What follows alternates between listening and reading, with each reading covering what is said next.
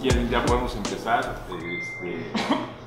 La lista, como ustedes ven, era bastante más amplia, pero bueno, también la idea es del club es que haya una lista así de amplia y que la gente, cuando tiene otras cosas que hacer, pues se va rotando, que fue nuestra experiencia de el 99-2000.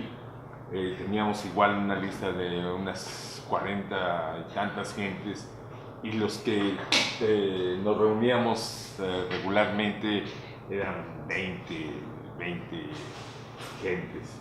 Y yo creo que para el debate es mejor tener 20 gentes que 40. 40 es demasiadas personas. Y de hecho, la idea del club es esa, que no se sienta nadie constreñido a venir, sino simplemente que estas sesiones sean propiamente de relajación y de un debate interesante, y yo diría también inteligente, porque las gentes que hemos convocado por algo se caracterizan, ¿no? Y de alguna manera es esa uno de los elementos para la elaboración de esta convocatoria. Dicho esto, pues ya está en la invitación más o menos expresar las ideas de lo que quisiéramos hacer en esta revisión del Club de Reflexión Política, que tuvo su primera etapa en 1999-2000 y que luego, por las razones normales y naturales, pues también dejó de tener un objetivo preciso, y tampoco se tomaron derroteros políticos distintos. Algunos estuvimos en la perspectiva de apoyar al candidato ganador en aquel momento, otros siguieron otros caminos, pero yo creo que lo interesante de esa experiencia fue el debate. Lo que tenemos ahora en el 2018 es que 18 años después de aquella época, los problemas siguen siendo semejantes, ¿sí? Y la realidad es que tenemos 40 años de procesos de transición, de procesos de reforma política, desde la primera reforma política de 1977 hasta hoy, 40 años después, y la transición democrática en México todavía tiene sus asegúnes. Lo que sí hay, o sea, yo lo expresaba en la invitación, es que no ha habido un cambio de régimen político, pero sí hay ya, yo diría, una democracia. Ya, un elemento fundamental de la democracia es la incertidumbre, y yo creo que ese elemento está presente en la vida política del país. Y yo decía allí también que, bueno, no ignoro y no somos naif y no somos ingenuos de que los actores políticos van a usar todo tipo de trampas, digo yo, o triquiñuelas, o como se les quiera llamar, para tratar de influir en el resultado de la elección. Pero a final de cuentas, nadie hoy puede decir que el resultado de la elección está dado, ¿no? Entonces, nos faltan 5 meses de este proceso electoral en marcha, y yo creo que vamos a ver todavía correr mucha agua bajo el puente, ¿sí? Y yo creo que estas sesiones del Club de Reflexión serán para ver eso, o sea, para ir discutiendo el pasar de los meses y cómo se van acomodando las cosas. Y sobre todo hacer una discusión más profunda que los soundbites de las campañas. O sea, ¿qué es lo que no se está dando? O sea, yo no veo muchos foros en donde se esté dando una discusión más profunda. ¿Por qué? Porque a final de cuentas partimos de la tesis de que independientemente de cuál sea el resultado de la elección, ¿sí? Cualquiera que sea el presidente de la República tendrá necesariamente que entrar en negociaciones para la construcción de otro régimen político, ¿sí? Aún los que están formados en el viejo régimen del país, ¿no? En la vieja cultura del país. Tenemos 3 candidatos competitivos de 3 distintas edades, de 3 distintas formaciones, ¿sí? Pero cualquiera de ellos que sea el que gane va a tener que hacer una negociación profunda, sobre todo porque ya tenemos una fragmentación también del poder, o sea que también es otra de las características de los regímenes democráticos. O sea, tenemos 13 gobernadores del PAN, 14 del PRI, 4 del PRD y 1 del Verde. Esa conformación puede resultar después de la elección en 13 gobernadores del PAN, 13 del PRI, 4 o 5 de Morena, 2 del PRD, y vemos ya una fragmentación del poder. Muchas de las triquiñuelas que se pueden hacer electoralmente tienen que ver con quién maneja el poder a nivel local. O sea, desde la federación se puede tratar de influir, pero la operación de tierra la tienen los gobiernos de los gobiernos estatales, ¿sí? Y en ese sentido, pues también es que el resultado de la elección no está definido, ¿sí? Tendremos, por supuesto, entre las 3 coaliciones que están postulando candidatos que pueden ganar la presidencia, pues va a haber un Congreso dividido en tercios, unos más, otros menos, etcétera, pero lo que tendremos es un legislativo dividido en tercios, ¿sí? Que tendrá necesariamente que entrar a la etapa de las democracias normales. Entonces, esa es la coyuntura que vemos. Y para esa coyuntura es que hemos invitado a este grupo a que nos volvamos a reunir en el club de reflexión con un trago, unos bocadillos, y tener una discusión interesante y productiva a la vez, ¿no? Para esta ocasión, el compañero Roberto Borja recientemente acaba de publicar los textos que circulamos en la Jornada de Oriente, que yo creo que resumen un poco la situación en la que estamos. Entonces yo le daría la palabra a Roberto para abrir el debate. Y bueno, algunas imágenes, algunas ideas para empezar. Por ejemplo, cuando una primera imagen que se me viene a la cabeza, que escribí, es cuando empieza la agresividad de Donald Trump en la construcción del muro, en la supresión del Tratado de Libre Comercio, etc. El país se presenta o se presentó como casi es una de las características de la historia de México, profundamente dividido. Se habló de la unidad nacional, el gobierno habló de esto, salieron algunas marchas, en fin, pero la verdad es que no hubo ninguna capacidad de respuesta, no se sintió que México estuviera, digamos, mínimamente preparado para responder a esto, ¿no?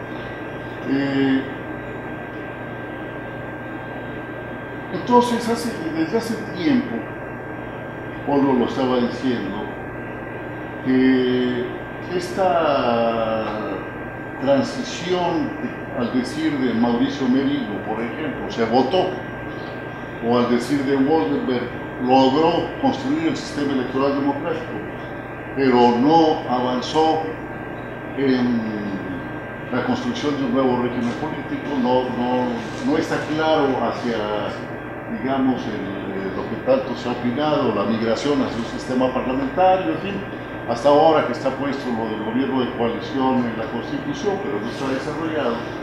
Todo esto lo que nos ha hecho es entrar en un proceso de decadencia institucional de la vida política social del país, y la verdad es que la transición democrática se quedó sin la manera de continuar hacia el proceso de consolidación democrática. Por señalar algunas de las que más se han citado, las dificultades para construir una mayoría, los pocos incentivos para lograr esto, y al contrario, los incentivos que hay para una competencia descarnada por el poder, el debilitamiento de la presidencia y el empoderamiento de los gobernadores como señores feudales, dice Porfirio en algunas de sus múltiples intervenciones, la reproducción del círculo vicioso de ineficiencia y competencia entre los partidos, la erosión de las funciones básicas del Estado, que algunos los ha llevado a hablar hasta de Estado fallido, dado que en algunas regiones del país no gobiernan los factores del poder, los factores directos del poder, y la impunidad por omisión o por colusión para todo tipo de operadores de los poderes fácticos, ¿no? Lo que acabo de decir, ¿no? Entonces, en este escenario de debilidades profundas de la democracia nuestra o del régimen que tiene las peores cualidades del presidencialismo en decadencia y de la partidocracia que no logra conectar con sus funciones principales, pues entonces la vulnerabilidad de los procesos sociales, del proceso electoral o de la legitimidad de Estados Unidos, pues nos agarra básicamente en una posición de debilidad extrema, ¿no? Que es lo que trato de reproducir un poco en el último artículo, cuando establezco que el proceso electoral se nos presenta no como la posibilidad de encauzar los conflictos y las opiniones y de construir un poder un gobierno democrático que le dé solución a estos problemas, o un principio de solución, sino que aparece como un problema más que habrá que resolver. Y esto es, digamos, la idea central que yo quisiera establecer. Mire que lo que dice Leopoldo de la coyuntura está bien, hay una oportunidad por este ambiente donde no hay certidumbre, porque así es la democracia, pero yo diría que también es conveniente porque hay urgencia, emergencia, necesidad de dar respuestas, porque sí podemos estar peor. O sea, no es cierto que ya nos sucedió lo peor, ¿no? Y lo peor puede ser, sí, lo que se ve muy claramente, que lo dice Roberto en el momento, la militarización de las elecciones no es una cuestión menor. Es algo sumamente grave, sí actúa contra todos los avances de la democracia y sí se tiene seguramente una intención deliberada al hacer esta ley de seguridad interna de la manera en que se hizo.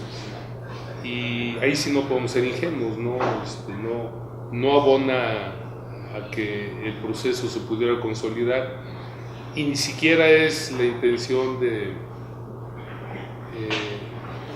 reforzar al PRI de una manera dura, porque ya la restauración es históricamente imposible. El PRI, cuando era el PRI, era presidencialismo, centralismo y hegemonía, tenía poder económico dominante, en fin. Hoy ya eso no es posible. Sí tenemos un PRI peor, más corrupto, más todo, y un sistema que no funciona. No quiere decir que sea mejor, es peor. Pero, ¿qué es lo que me llamó la atención de lo que planteaba Roberto? Y que de eso coincidimos sin haberlo platicado antes, simplemente usamos cosas. Primero, no es cierto que las elecciones simplemente hay que esperar a ver quién gana. Yo diría que las elecciones son un problema en sí mismo, como dice Roberto.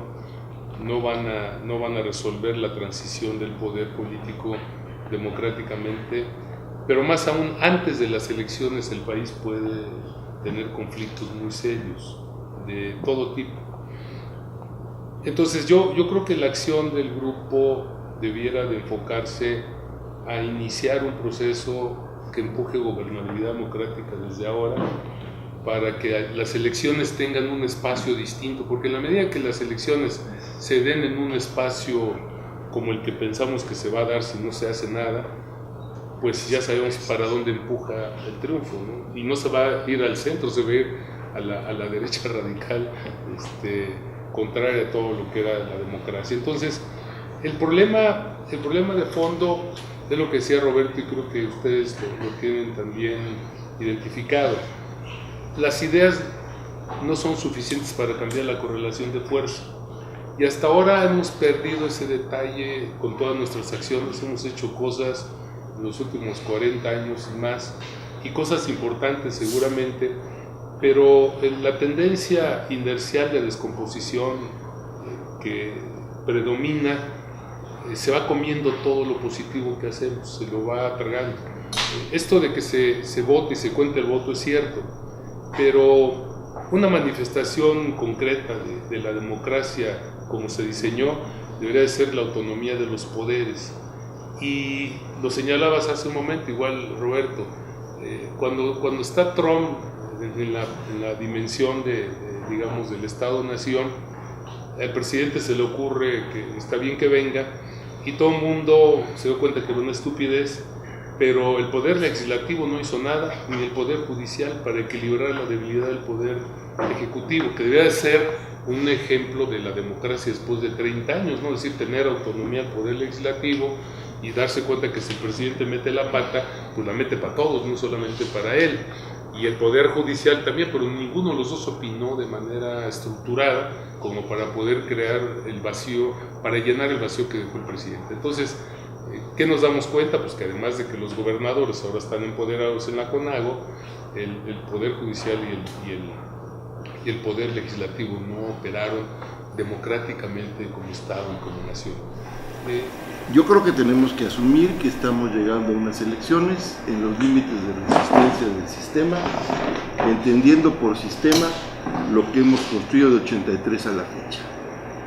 Es decir, este paso de un régimen de partido hegemónico, pero republicano y de compromiso social, a un régimen de democracia oligárquica y neoliberal, que tiene como sesgo fundamental lo electoral y su obsesiva remodelación de reglas, no así el proceso de construcción de un ejercicio del poder o de reglas de ejercicio del poder acorde con la realidad que el propio voto que cuenta y se cuenta generó. Es decir, seguimos gobernándonos con los estertores de un fantasma moribundo pero no enterrado, insepulto, de un antiguo régimen descafeinado, que en lo que se ha convertido es en el ambiente ideal de las pandillas grupales, sean estas locales, sean estas federales, sean estas de cualquier tipo de conexión social o civil o lo que sea. Eso es lo que está pasando. Y el centro total de este planteamiento son los partidos, porque lejos de ser la detente o el vehículo de cambio para esto, han sido justamente el mecanismo para que se consolide esta lógica. Esto es el planteamiento de más de 18 años de luchas en las que hemos estado muchos aquí por transformar el régimen de gobierno. Sin mucho éxito.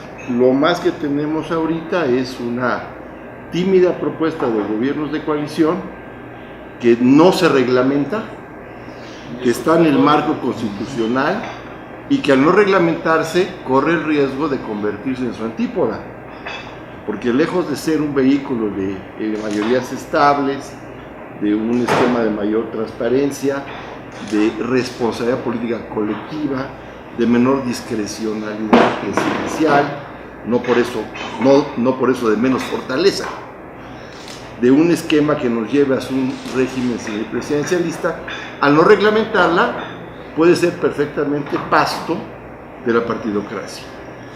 Y aquí es donde vienen los elementos claros. Punto número 1, ningún candidato tiene un esquema de gobernabilidad en su discurso. Ninguno, y menos en estos términos, moderno. Andrés plantea un esquema convencional, supeditado a la posibilidad de carro completo, lo ha dicho con toda claridad, donde su elemento central es la división de poderes. Tú le hablas de gobiernos de coalición, no ahora, de siempre, cualquier forma de este tipo, él es antitético a este planteamiento. Anaya, pues ese planteamiento del gobierno de coalición entendido como coalición electoral partidocrática. O sea, yo me reparto este cargo, tú este otro cargo, si llegas acá. Nunca hay en los discursos un esquema del cambio de relación cualitativa ejecutivo-legislativo. El ejemplo más claro de esto es la ley electoral de la Ciudad de México que votó una mayoría PAN-PRD, donde pretende reglamentar el ejercicio del poder del gobierno de coalición desde la ley electoral. Es así, es inconstitucional de la posición de la Ciudad de México, pero bueno, esto es una realidad de lo que están planteando y eso es frente. El PRI, bueno, pues en una situación compleja porque no se logra descifrar esta relación entre el candidato y el PRI. Es curioso porque se habla de la desgastada marca PRI, pero no se habla de la super desgastada marca gobierno PRI. Y el candidato lo meten en una relación de gobierno PRI alejado del PRI. Entonces todo este esquema de maquinarias y todo esto pues todavía no empieza, porque el PRI está parado. Tú pasas por cualquier área del PRI y el PRI no está en la campaña, está vacío, nadie está en la campaña. Están representantes del gobierno de Peña, que no es el PRI. Y el candidato pues en una situación verdaderamente vamos a ponerlo en español, de echarlo en medio. Y bueno, es un honor estar con gente tan destacada. A ver, directamente.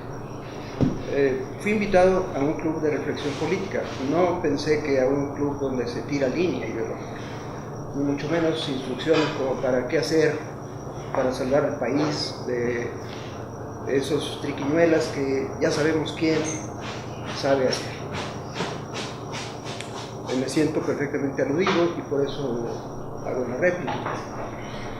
Si esta mesa pretende reflexionar sobre el cambio de régimen a este nivel que se está dando la plática, es decir, el nivel de los partidos y de los candidatos, pues yo creo que no estamos entendiendo qué pasó de 2000 a 2018.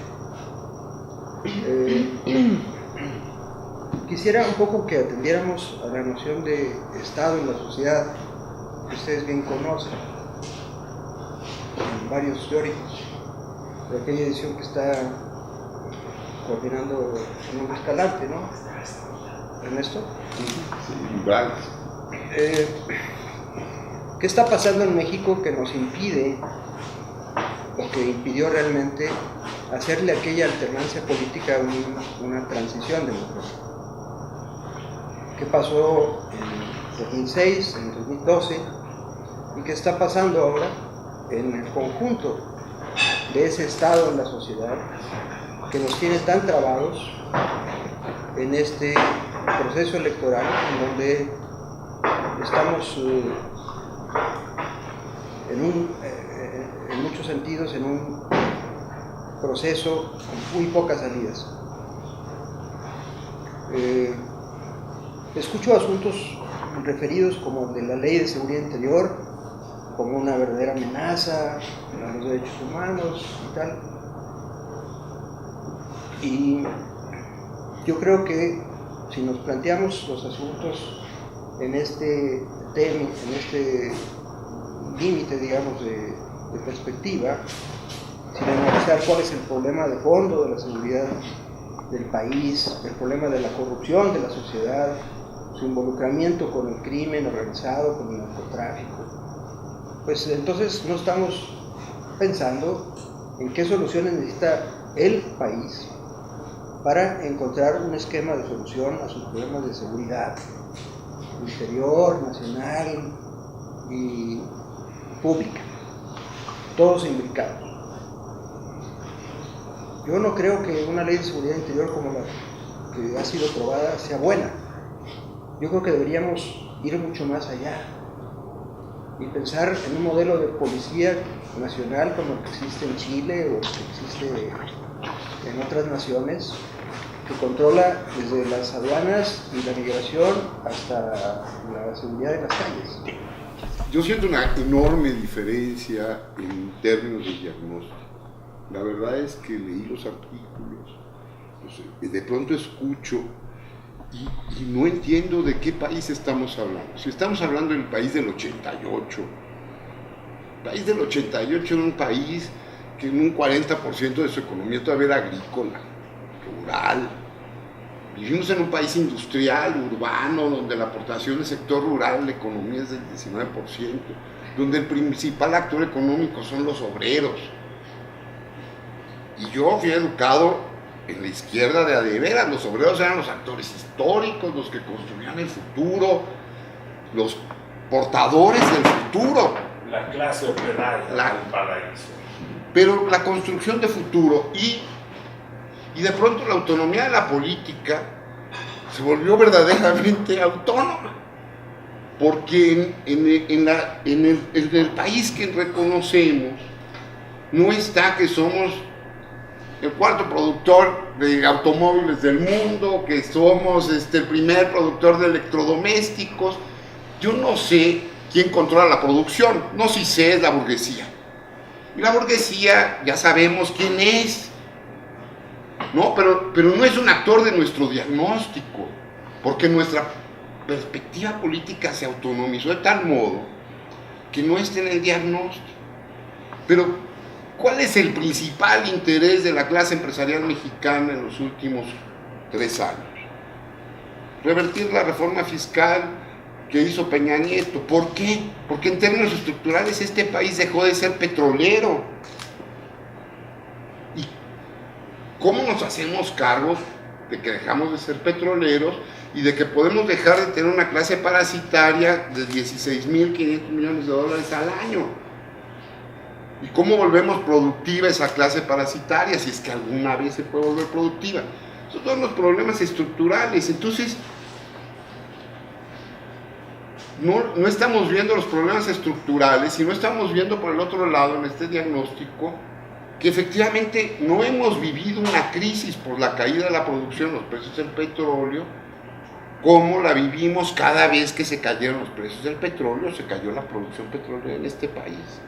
Entonces tenemos un país muchísimo más robusto que en 88, que en 94, que en 2000, que en 2003, cuando Fox mantuvo el valor de la moneda mexicana frente al dólar, y el sector industrial mexicano perdió 4 puntos del Producto Interno Bruto, y la economía mexicana se estancó de un modo monstruoso.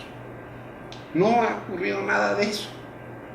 Y de pronto hemos vivido 5 años de profunda crisis, hay un enorme malestar, y el análisis de los datos lo que me está revelando es un Estado que se enfrentó al empresariado y el empresariado le puso una patiza loca en términos ideológicos, una ausencia de un discurso ideológico que organice la hegemonía de ese grupo en el poder, una oligarquía fragmentada, bastante ignorante, bastante inculta, pero también una intelectualidad incapaz de producir el discurso político adecuado para esta sociedad.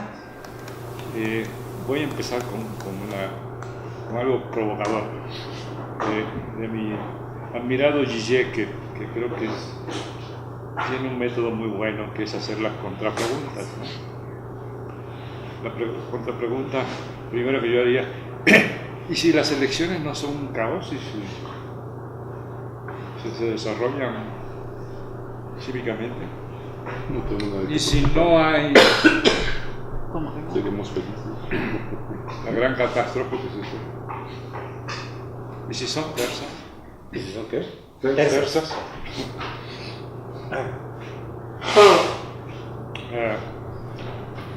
Es decir, el supuesto de que estamos al borde del cazajo catástrofe. Es muy recurrente esto, por cierto. Recuerdo las reuniones, por supuesto, de este tipo. La reunión del choque de trenes.